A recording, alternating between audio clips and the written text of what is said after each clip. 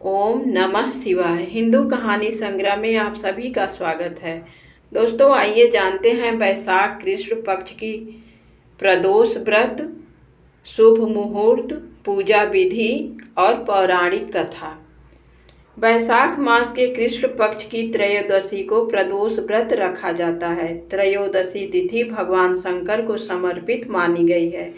ऐसे में प्रदोष व्रत के दिन भगवान शंकर व माता पार्वती की विधिवत पूजा की जाती है।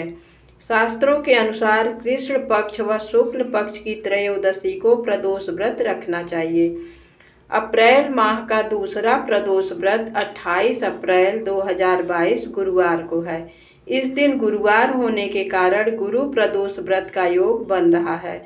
मान्यता है कि गुरु प्रदोष व्रत के दिन भगवान शंकर की विधिवत पूजा करने से भक्त को सभी कष्टों से मुक्ति मिलती है और शत्रुओं पर विजय प्राप्त होती है। आइए जानते हैं गुरु प्रदोष व्रत का शुभ मुहूर्त, पूजन विधि व व्रत कथा। 28 अप्रैल को सुबह 12:23 से त्रयोदशी तिथि प्रारंभ होगी, जो कि 29 अप्रैल को 12:26 पर समाप्त होगी। उदया तिथि के अनुसार प्रदोष व्रत 28 अप्रैल को ही रखा जाएगा। भगवान शिव की पूजा का शुभ मुहूर्त 28 अप्रैल को शाम 6:54 से रात 9:04 तक रहेगा। प्रदोष व्रत के दिन भगवान शिव की पूजा प्रदोष काल में की जाती है। सूर्यास्त से 45 मिनट पूर्व और सूर्यास्त के 45 मिनट बाद तक का समय प्रदोष काल माना जाता है। प्रदोष व्रत के दिन भगवान शिव का अभिषेक करें व बेल पत्र भी अर्पित करें। इसके बाद भगवान शिव के मंत्रों का जप करें। जप के बाद प्रदोष व्रत कथा सुनें। अंत में आरती करें और पूरे परिवार में प्रसाद बांटें। आइए जानते हैं गुरु प्रदोष व्रत कथा। पौराणिक कथा के अनुसार एक नगर में एक ब्राह्मणी रहती थी। उसके पति का स्वर्गवास हो गया था।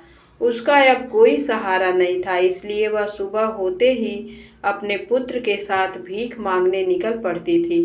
वह खुद का और अपने पुत्र का पेट पालती थी। एक दिन ब्राह्मणी घर लौट रही थी तो उसे एक लड़का घायल अवस्था में कराहता हुआ मिला। ब्राह्मणी दयावश उसे अपने घर ले आई। वह लड़का विदर्भ का राजकुमार था।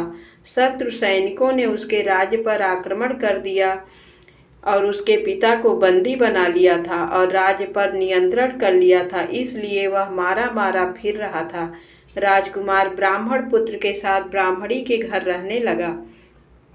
एक दिन अंशुमति नामक एक गंधर्व कन्या ने राजकुमार को देखा तो वह उस पर मोहित हो गई। अगले दिन अंशुमति अपने माता पिता को राजकुमार से मिलाने लाई। उन्हें भी राजकुमार पसंद आ गया। कुछ दिनों बाद अंशुमति के माता पिता को शंकर भगवान ने स्वप्न में आदेश दिया कि राजकुमार और अंशुमति का विवाह कर दिया जाए। वैसा ही किया गया। ब्राह्मणी प्रदोष व्रत करने के साथ ही भगवान शंकर की पूजा पाठ किया करती थी।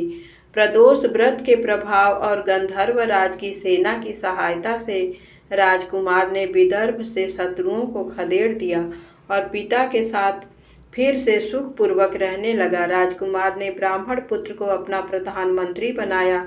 मान्यता है कि जैसे ब्राह्मणी के प्रदोष व्रत के प्रभाव से दिन बदले, वैसे ही भगवान भोलेनाथ माँ पार्वती माता अपने भक्तों पर सदैव अपनी दया दृष्टि बनाए रहें। और कहते हैं भगवान भोलेनाथ शंकर अपने भक्तों के दिन अवश्य फेरते हैं।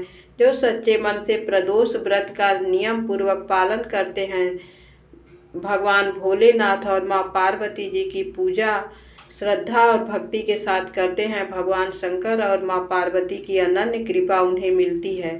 धन्यवाद।